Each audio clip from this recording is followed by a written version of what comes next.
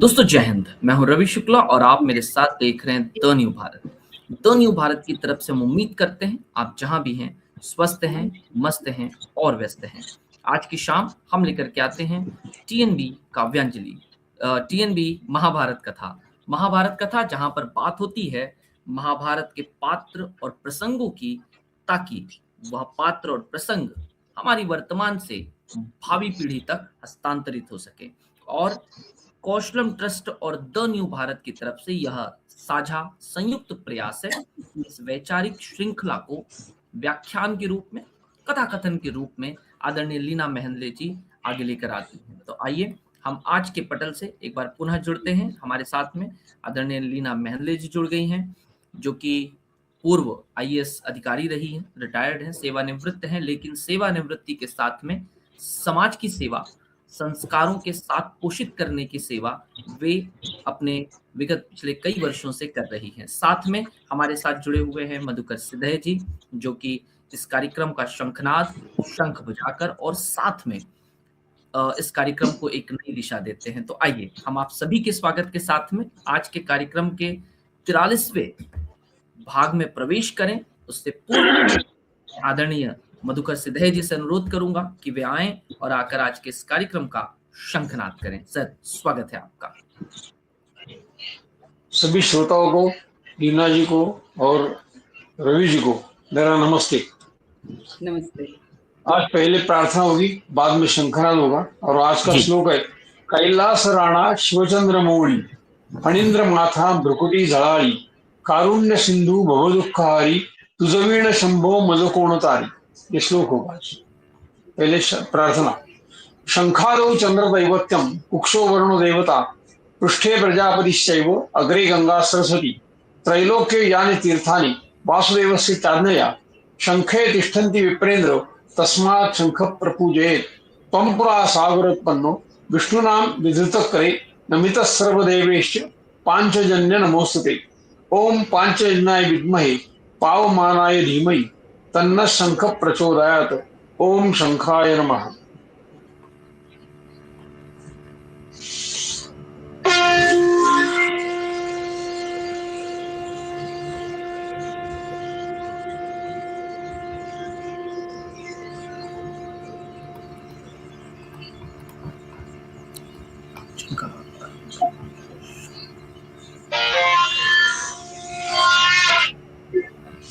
अभी श्लोक।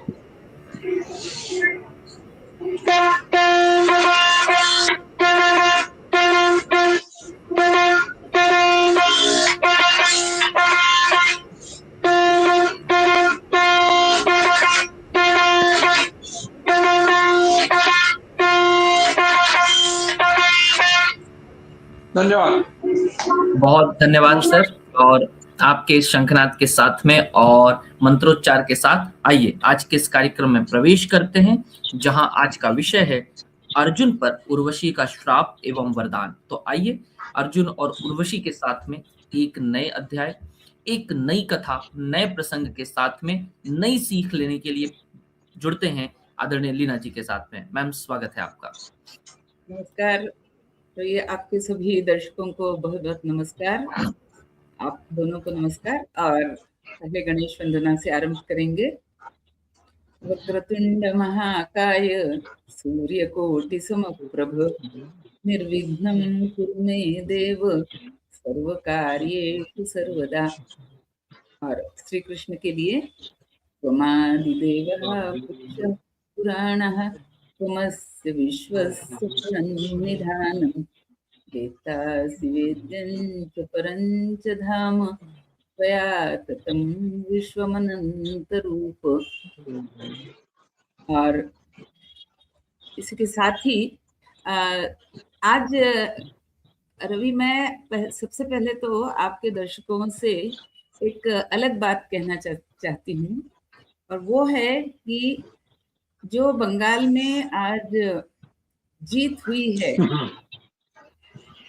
उसके लिए सबसे पहले हम आपके सभी भारतीय दर्शकों को, सभी हिंदू दर्शकों को, और जो मनोयोग से इस कार्यक्रम को सुन रहे हैं या आगे सुनेंगे, उन सभी की ओर से हम सबसे पहले तो बंगाल के लोगों का अभिवादन मुझे लगता है करना चाहिए, क्योंकि जहाँ इसमें पूरी तरह से हिंदुत्व को मिटा देने का एक संकट मंडरा रहा और ये पूरी तरह से संभव था कि यदि इस बार बंगाल के हिंदुओं ने ये निर्णायक क्षण को अपनी तरफ नहीं पलटा तो अगले 5 वर्षों में उनका अस्तित्व ही मिट जाता, इस तरह का संकट था।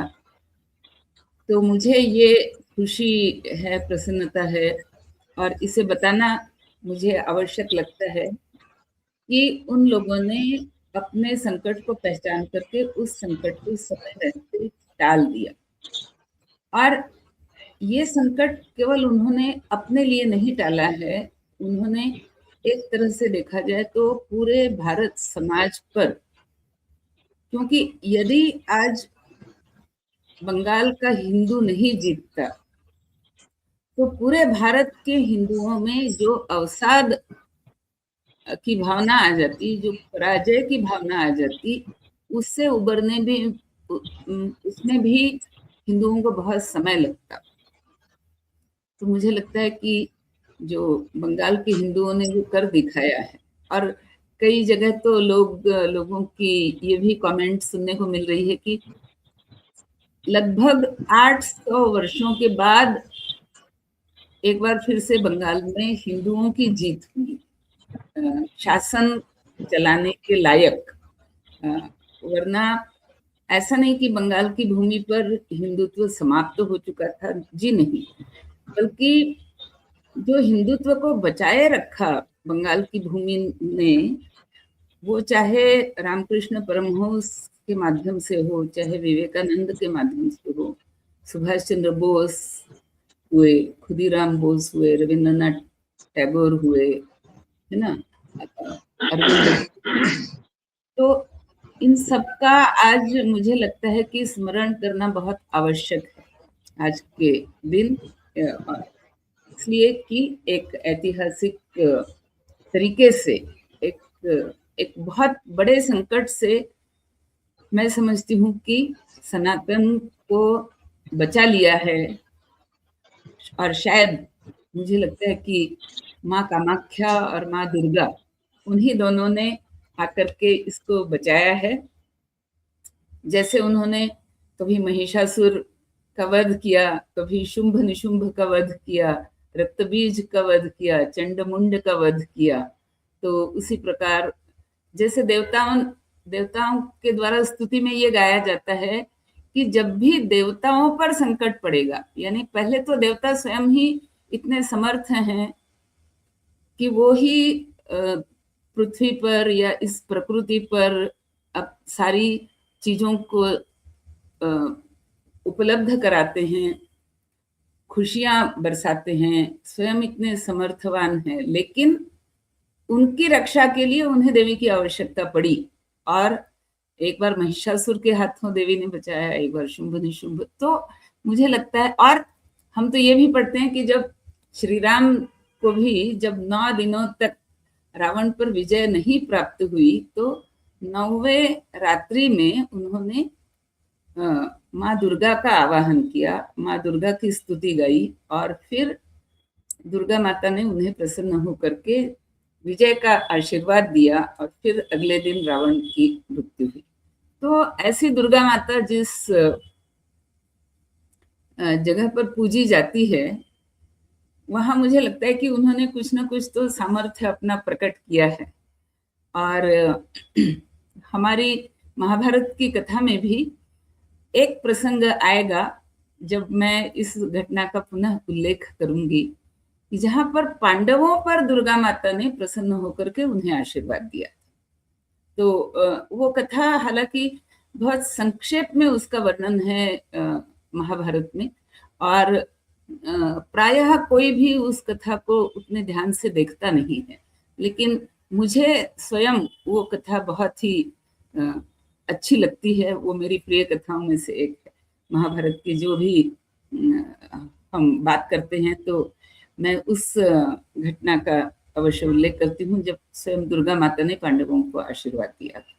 तो कभी हम उस कथा पर भी आएंगे। आज के लिए हम अर्जुन पे चलते हैं वापस कि हमने ये देखा कि अर्जुन ने साक्षात महादेव को अपनी तपस्या के बल पर पहले तो जीता, मतलब जीता यानी प्रसन्न कर लिया, और महादेव आए और महादेव को ये पता है कि ये क्यों मेरी तपस्या कर रहा है, इसे चाहिए है पाशुपात अस्त्र और इसे चाहिए है मेरा वरदान ताकि वो देवताओं से भी अन्य अस्त्र ले सके। तो महादेव ने कहा कि पहले तो मैं इसकी परीक्षा लेना चाहता हूँ, देखूं तो कि क्या ये उन अस्त्रों को देने के योग्य है या नहीं है, और इसमें अगर उतना पराक्रम है, उतना बाहुबल है, तब तो ये उन अस्त्रों को ग्रहण कर सकता है और उसे मैं ये अस्त्र दे सकता हूँ। अगर इसमें वो पराक्रम या वो बाहुबल नहीं है तो फिर इसे मैं विमुख ही लौटाने वाला हूँ। तो इस विचार को लेकर के महादेव आते हैं, एक किरात का यानी भील का रूप धारण करके आते हैं, झगड़ा करते हैं खुद अर्जुन के साथ, मतलब वो क्या बोलते हैं कि जिसको उकसाना, तो खुद वो करते हैं, विवाद करते हैं, ललकारते हैं और युद्ध करके अर्जुन को एक तरह से वो इसके लिए मजबूर करते हैं कि वो युद्ध करे और वो दिखाए कि उसका क्या पराक्रम है, क्या उसकी विद्या है, क्या उसका कौशल्य है और क्या उसका सामर्थ्य है। और उसको देख करके जब महादेव प्रसन्न होते हैं, मतलब अर्जुन का युद्ध तो उनके साथ धनुष बाण से भी होता है, तलवार से भी होता है, अंततः मुक्कों से भी होता है, दोनों के बीच में युद्ध, और सब कुछ कर लेने के बाद महादेव प्रसन्न होकर के उसको दर्शन देते हैं, उसको अंग लगा लेते हैं, स्वयं उसके अंगों पर हाथ फेर करके उसकी जो थकावट है उसको दूर करते हैं और उसको पाशुपात अस्त्र उसको देते हैं। वर्णन लिखा होता है कि 4 अंग किसी अस्त्र के, एक तो मंत्र, उपचार, नियोजन और उपसंहार। तो ये सारा का सारा अर्जुन को पाशुपात अस्त्र दे करके उसे ये भी वरदान देते हैं कि तुम्हें देवताओं से और अधिक अस्त्र भी मिलेंगे। और एक जो सबसे बड़ी बात मुझे लगता है कि इस प्रसंग में, कि अर्जुन को ये ज्ञान तो है कि उसके जिस प्रकार पांडु उसके पिता हैं, जो कि स्वयं एक महान धनुर्धर थे, उसी प्रकार इंद्र भी उसके पिता हैं। ये ज्ञान अर्जुन को है। ये ज्ञान युधिष्ठिर को है कि उसके पिता, मतलब उसका जन्म जो हुआ है वो धर्मराज के अंश से हुआ है। ये ज्ञान भीम को भी है कि उसका जन्म वायु के अंश से हुआ है। नकुल सहदेव का जन्म अश्विनी कुमारों के अंश से हुआ है और अर्जुन का जन्म इंद्र के अंश से हुआ है। ये ज्ञान जो है 5 पांडवों को किसी एक समय में कुंती ने बता दिया था कि तुम्हारे जन्म की ये कथा है, तो उन्हें ये ज्ञान तो है। लेकिन शंकर यानी महादेव जब अर्जुन पर प्रसन्न हुए तो उन्होंने एक ज्ञान अर्जुन को और दिया। उसे बताया कि तुम्हें स्मरण नहीं है, लेकिन तुम इस बात का आगे से स्मरण रखो कि तुम कौन थे। तो किसी जन्म में तुम स्वयं नर और नारायण नाम के जो 2 महान ऋषि हुए, जिन्होंने धनुर्विद्या का आरंभ किया, जिन्होंने देवासुर संग्राम में अपनी धनुर्विद्या के बल पर देवताओं को विजय दिलवाई। तो वो जो 2 ऋषि हैं, नर और नारायण, वही ऋषि अब तुम नर जो है वो तुम्हारे अंश के रूप में अवतरित हुए हैं और नारायण जो है वो कृष्ण के रूप में अवतरित हुए हैं। और तुम दोनों की जैसी मैत्री और जैसा एक बंधु भाव, क्योंकि तुम दोनों भाई ही थे, तो वो जो तुम दोनों की आपसी मैत्री और एकात्मता थी, वो इस युग में भी उसी तरह से कायम रहेगी। ये मेरा आशीर्वाद है। और हम मित्रों पहले भी सुन चुके हैं कि जब खांडव वन दहन की बात हुई और जब खांडव वन का दहन करवाया अर्जुन और कृष्ण ने मिल करके, और अग्नि प्रसन्न हुए और अग्नि ने पूछा कि मैं आपको क्या दे सकता हूँ, तो उसमें कृष्ण ने ये कहा था कि मुझे आप ये वरदान दीजिए या आशीर्वाद दीजिए कि अर्जुन के प्रति मेरा प्रेम या मेरी मित्रता कभी घटे नहीं। तो इस तरह से उसी बात का स्मरण महादेव ने फिर से कराया कि तुम नर ऋषि हो और अर्जुन नारायण है। सॉरी, उल्टा मैं बोल गई। तुम नर हो और श्री कृष्ण नारायण हैं, और तुम दोनों की मित्रता, तुम दोनों का बंधु भाव ये रहेगा, और तुम दोनों को आगे इस पृथ्वी पर बहुत बड़े काम मिल करके करने हैं, तो इस बात का तुम स्मरण रखना। और अब तुम्हें देवताओं का दर्शन भी होगा, देवताओं से तुम्हें दिव्य अस्त्रों की प्राप्ति भी होगी। इतना आशीर्वाद दे करके महादेव तो चले गए। अब जैसे ही महादेव गए तो अर्जुन को, पहले तो अर्जुन बहुत प्रसन्न हुआ। अर्जुन ने चारों तरफ जब देखना शुरू किया तो उसे अचानक पश्चिम दिशा से उसे लगा कि पश्चिम दिशा में कुछ अभूतपूर्व हो रहा है, कुछ बहुत बड़ा रहस्यमय प्रकाश वहां पे छा गया है। फिर थोड़ी देर में देखा कि उत्तर दिशा में भी उसी तरह से एक अलग प्रकार का प्रकाश छा रहा है। फिर दक्षिण दिशा में भी प्रकाश आ गया, फिर पूर्व दिशा से भी प्रकाश आ गया। तो अर्जुन सोच रहा है कि ये हो क्या रहा है। तभी उसे आवाज सुनाई दी दक्षिण दिशा से, यमराज। उन्होंने कहा कि अर्जुन, मैं तुम्हें दिव्य दृष्टि देता हूं ताकि तुम हम सबों को देख सको। तुम अपनी इस मानवीय आंखों से तुम हम सबों को देख नहीं पाओगे, तुम्हें केवल अनुभूति हो रही है, आभास हो रहा है कि हम यहाँ हैं, पर हम आए हैं तुम्हें, चूंकि तुमने साक्षात महादेव के दर्शन कर लिए, तो इसलिए अब हम भी तुम्हारा दर्शन करने के लिए उत्सुक हैं, इसलिए हम आए हैं और हम तुम्हें वो दृष्टि दे रहे हैं कि तुम हमारा दर्शन कर सको और हमसे तुम दिव्यास्त्रों की प्राप्ति कर सको। तो यमराज ने उसे सबसे पहले जो यम का जो दंड है, हम कहते हैं ना यमराज जो है वो उनका दंड है, वही उनका अस्त्र है। तो यमदंड जिसको हम कहते हैं, जिससे सभी डरते हैं, तो यमराज ने उसे दंडास्त्र का पूरा ज्ञान दिया। फिर वरुण ने उसे, वरुण के पाश होते हैं जिसको फेंक करके शत्रु को बंधन में डाला जा सकता है। तो और ये माना जाता है कि वरुण पाश से कोई भी छूट नहीं सकता, बच नहीं, कोई भी उनको काट नहीं सकता। तो वरुण ने अर्जुन को वरुण पाश जो है उस अस्त्र का उसे ज्ञान दिया। फिर कुबेर ने उसे अंतर्धान नामक एक अस्त्र का ज्ञान दिया, जिससे अर्जुन को स्वयं को अंतर्धान छोटे क्षणों के लिए करना हो तो कर सके, और अगर कोई दूसरा व्यक्ति अंतर्धान है तो उसको अर्जुन देख सके। दोनों बातें उसमें शामिल हैं। और इंद्र ने उसे दर्शन दिया और कहा कि मैं भी तुम्हें अस्त्र दूंगा, पर तब दूंगा जब तुम स्वर्ग आओगे। तो मैंने तुम्हारे लिए रथ की व्यवस्था कर दी है, और मेरा सारथी अभी तुम्हारे लिए रथ लेकर के आएगा, तो तुम स्वर्ग में आ जाओ। तो ये कह करके चारों देवता तो चले गए। अब अर्जुन ने देखा कि इंद्र का रथ वहां आ गया है, उसका सारथी है मातली। तो मातली ने कहा कि अर्जुन, मैं तुम्हें लेने आया हूँ और तुम सशरीर स्वर्ग को जाने वाले हो। और ऐसे तो हम ये मानते हैं कि सशरीर कोई नहीं जा सकता स्वर्ग में, मृत्यु के बाद ही जाता है। और हमने विश्वामित्र की कथा में भी देखा कि जो त्रिशंकु था, उसे वो चाहता था कि मैं सशरीर स्वर्ग जाऊं, लेकिन वो नहीं जा पाया। तो लेकिन मातली ने कहा कि तुम्हें मैं सशरीर स्वर्ग ले जाने के लिए आया हूँ, और चूंकि तुमने भगवान महादेव के दर्शन कर लिए हैं, इसलिए अब तुम इस योग्य हो गए कि तुम सशरीर स्वर्ग में आ सकते हो।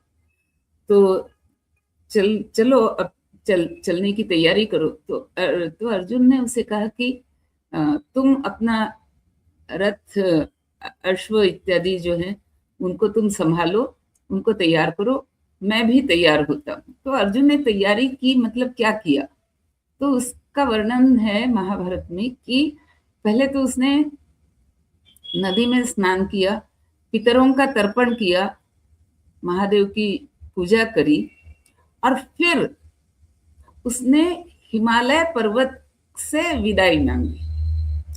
और अर्जुन ने हिमालय की स्तुति में कुछ श्लोक गाए, स्तोत्र गाए, उनसे प्रार्थना की कि इतने वर्ष मैं आपकी गोद में सुख पूर्वक रहा, तपस्या की, महादेव को पाया, तो अब आपसे विदाई लेकर के, आपकी आज्ञा लेकर के, आपकी अनुमति लेकर के, और आपको प्रणाम करते हुए मैं इसके साथ जा रहा हूँ। मित्रों, मुझे ये घटना इतनी आनंद देने वाली है, ये पंक्तियां या ये वर्णन जब भी मैं पढ़ती हूँ महाभारत में, मैं इस पंक्ति को 2-3 बार पढ़ती हूँ, क्योंकि हमें अपनी मिट्टी से वो लगाव, हमारे पर्वत हैं, हमारी नदियां हैं, हमारी मिट्टी हैं, हमारे पेड़ पौधे हैं, उनसे लगाव होना चाहिए। और हालांकि हम कह सकते हैं कि हिमालय तो पर्वत है, जड़ वस्तु है, लेकिन नहीं, अर्जुन ने जैसे वृक्षों से विदाई मांगी, जैसे नदी से विदाई मांगी, उसी तरह से उसने हिमालय पर्वत से भी विदाई मांगी। और फिर अर्जुन जाता है स्वर्ग। तो स्वर्ग में अब सभी लोग बड़े प्रसन्न हैं, इंद्र तो बहुत अधिक प्रसन्न है, और इंद्र ने अपने ही समान का एक सिंहासन अर्जुन के लिए रखवा दिया है। और लोग ये कह रहे हैं कि देखो, जैसे पूर्णिमा के दिन आकाश में एक तरफ सूर्य दिखता है चमकता हुआ और एक तरफ चंद्रमा दिखता है चमकता हुआ, दोनों के दर्शन एक साथ हो जाते हैं, वैसे ही यहाँ पर इंद्र और अर्जुन दोनों एक साथ चमक रहे हैं। इस तरह से उनका वर्णन लोग करते हैं। और अर्जुन बड़ी खुशी से वहां रह रहा है। तो उसके अब इंद्र की सभा है, नृत्य होता रहता है।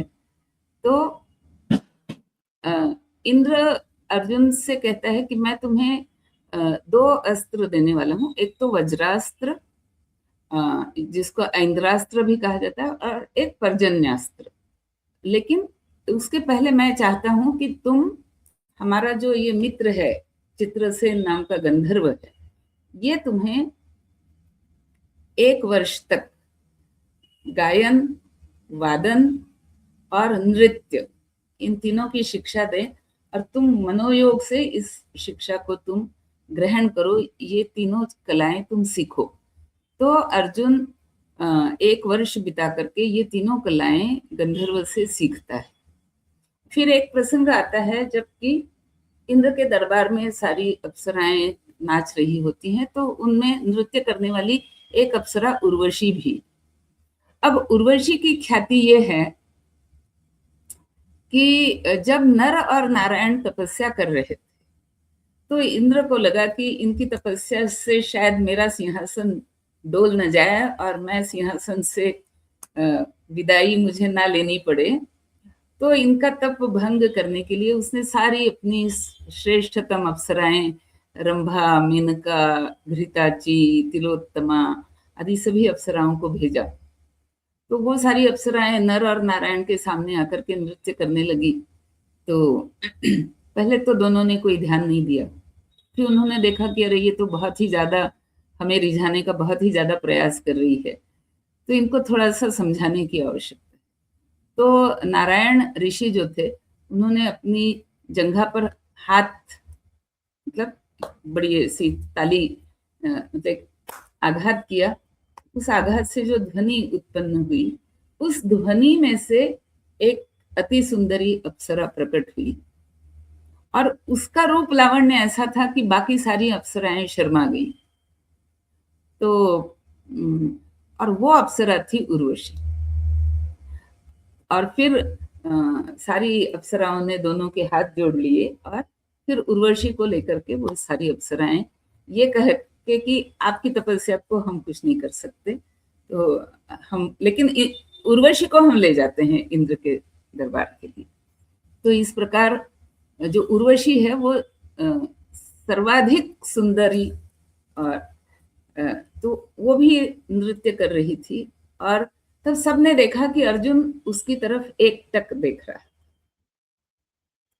उर्वशी ने भी देखा, और फिर उर्वशी ने भी पता लगाया ये कौन है, वो इंद्र का पुत्र है, इंद्र के समान पराक्रमी है।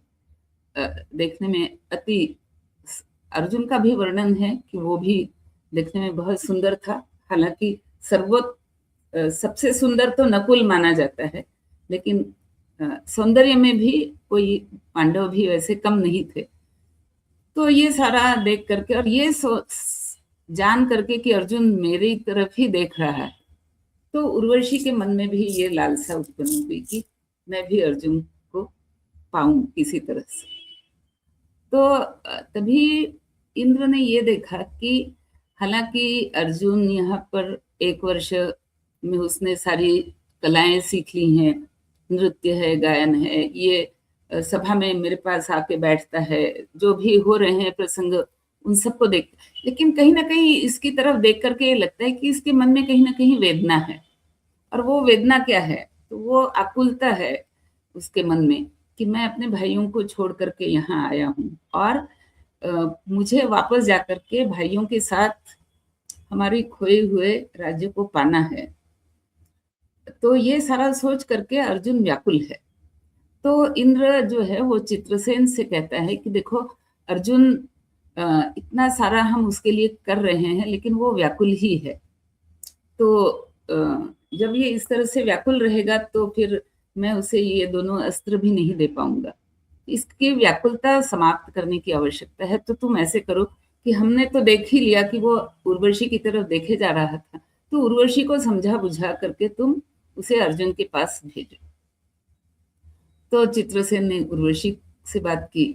अब उर्वशी तो पहले से ही अर्जुन पर मोहित थी, तो उसने कहा चलिए, चित्रसेन से कहा कि ये तो अच्छा हुआ, मुझे भी निमित्त मिल गया। तो फिर उर्वशी भी सज धज करके एक दिन संध्या के समय अर्जुन के पास जाती है, और अर्जुन जहाँ महल में है उसके पास संदेश आता है कि आपसे मिलने के लिए उर्वशी देवी आई हुई हैं। अब अर्जुन बड़ा आश्चर्य में पड़ जाता है, लेकिन जैसे ही उर्वशी अंदर आती है तो अर्जुन दंडवत करके उसके चरणों में प्रणाम करता है। अब सब कोई देखने वाले और स्वयं उर्वशी सब हक्के बक्के रह गए, आश्चर्यचकित हो गए, और उर्वशी ने कहा कि अर्जुन तुम मुझे प्रणाम मत करो, उठो। अब अर्जुन उठ गया। अब उर्वशी ने सबसे कहा एकांत, तो सब लोग निकल गए। उर्वशी ने कहा कि मैं तो इस प्रयोजन से तुम्हारे पास आई हूँ, तो तुम मुझे प्रणाम क्यों कर रहे हो? तो अर्जुन ने कहा कि नहीं, आप इस तरह की बात ही मत करिए, क्योंकि ये अगर प्रयोजन आप लेकर के आती हैं तो आप बहुत ही गलत धारणा बना करके आई हैं, ऐसा मुझे कहना पड़ेगा। तो उर्वशी ने कहा लेकिन ये तो मैंने भी देखा स्वयं कि तुम मेरी तरफ एकटक देख रहे थे जब नृत्य चल रहा था, और उसके पहले भी कुछ नृत्य के समय मैंने देखा है कि तुम मेरी तरफ देखते रहते हो। और ये भी समझने वाली बात है, क्योंकि मैं सबसे सुंदरी हूँ, तो स्वाभाविक है, सबने यही सोचा है कि तुम मुझे देख रहे हो क्योंकि मैं इतनी सुंदर हूँ, तो तुम भी मेरी सुंदरता पर मोहित हो, तो तुम ये क्या बात कर रहे हो?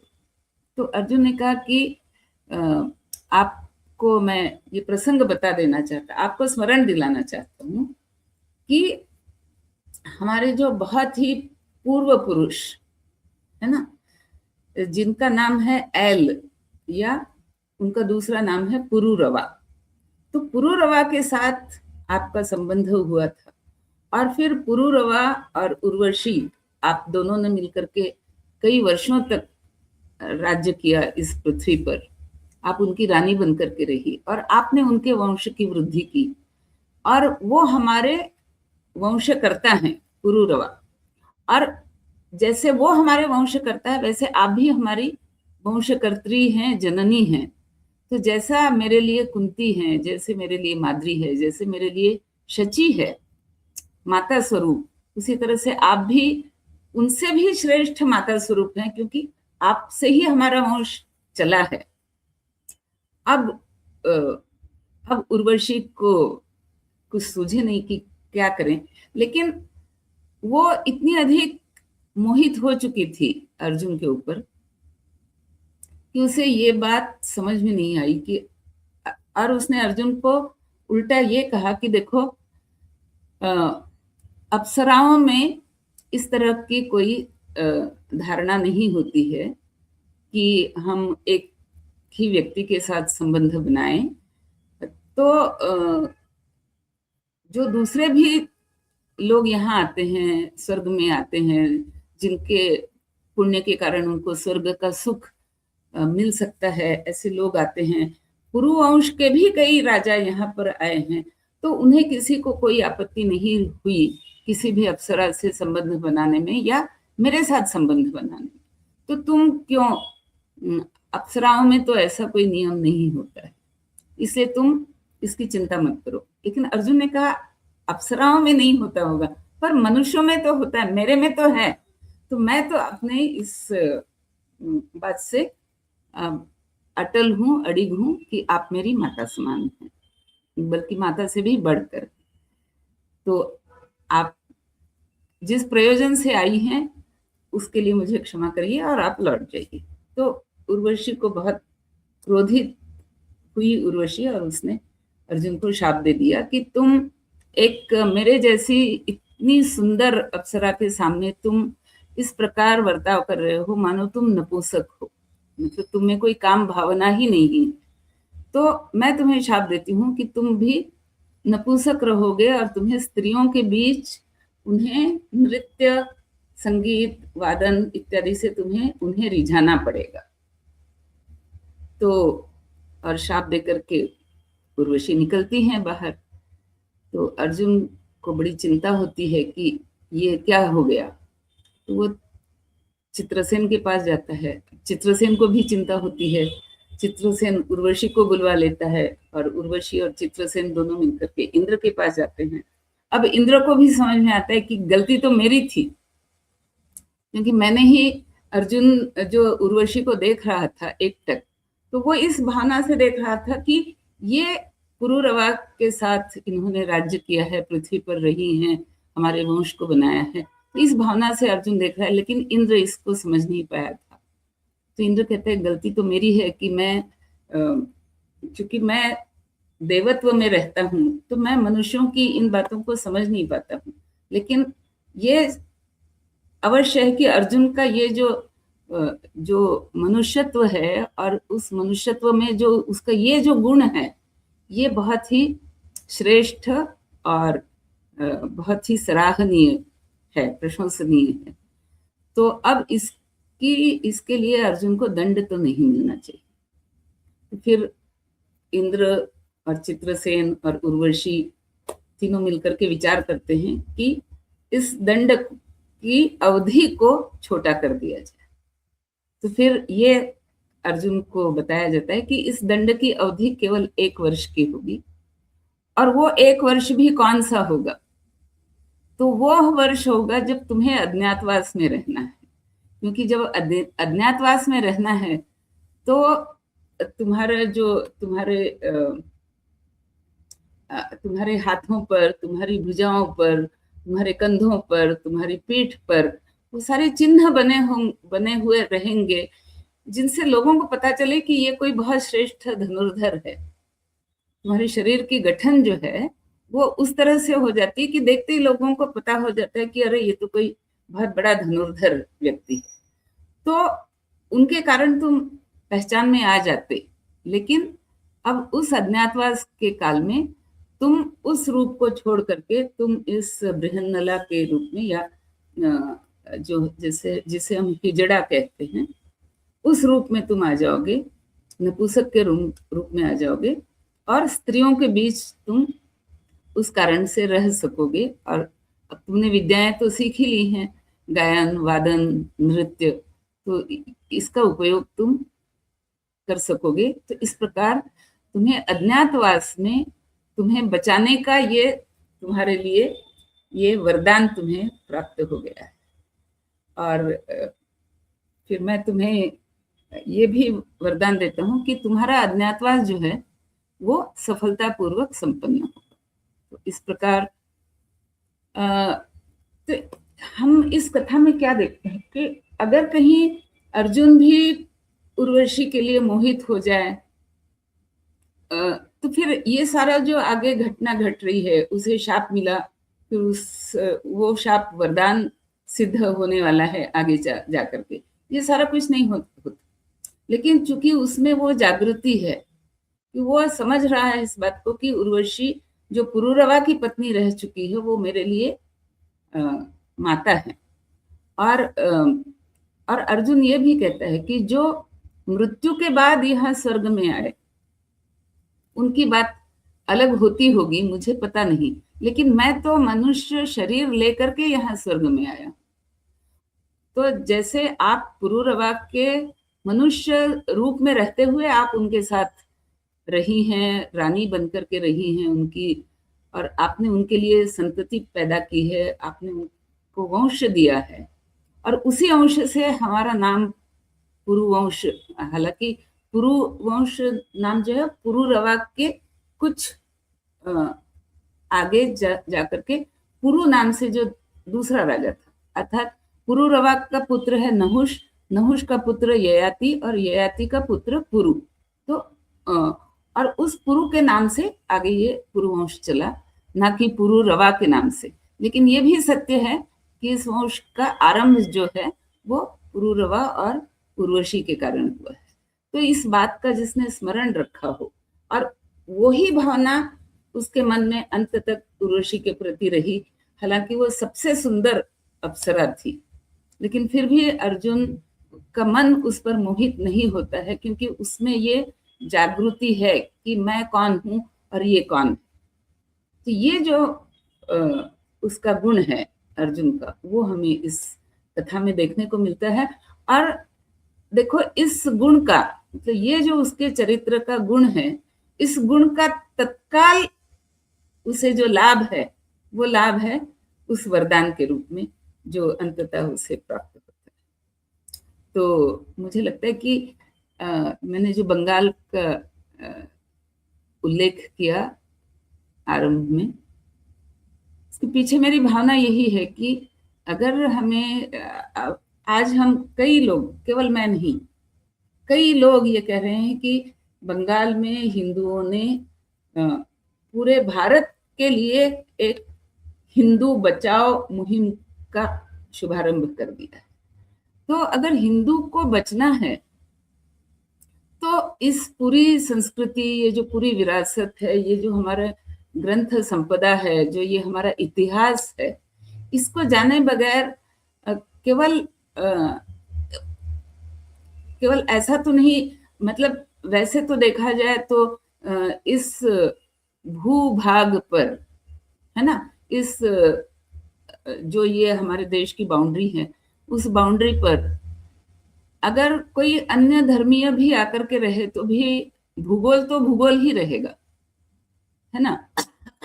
पर्वत वही रहेंगे, नदियां वही रहेंगी, वातावरण वही रहेगा, पेड़ पौधे वही रहेंगे, मनुष्य भी रहेंगे।